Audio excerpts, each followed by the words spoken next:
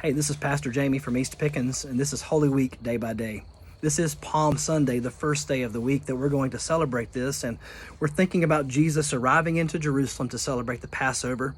Jesus is riding on a donkey. It's a very humble picture of a servant king who's cresting over the Mount of Olives and down this really narrow, windy road that leads into Jerusalem and the Eastern Gate. I've actually been on that little windy road before, and it is steep and windy, and it leads past the Garden of Gethsemane into the Kidron Valley and approaches the Eastern Gates there of Jerusalem.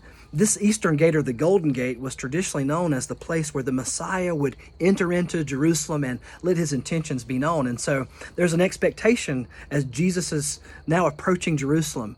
He had ministered before in Jerusalem, but it had been much in obscurity because that was in times past. Now, because of his teachings and because of his miracles, there was an expectation that Jesus would arrive.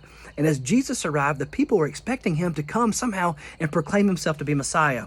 And so they yelled out this word, Hosanna, as they're laying down their cloaks at the feet of the donkey, and they're waving palm branches, and they're laying these palm branches down at the feet of Jesus. It really was a victorious moment. And they're yelling out, save us, Hosanna, Hosanna. It's interesting, though, because I think their expectations may have been different than you and I have of Jesus. They thought Jesus was coming somehow to establish some kind of political coup or some kind of rebellion and throw away the Roman government somehow, the throes of the Roman government. But Jesus had come to save them in a different way. Jesus came as the Passover lamb.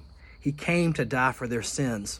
You know, every other political leader, political figure in this way always tells us, those who are following, that I want you to die for me.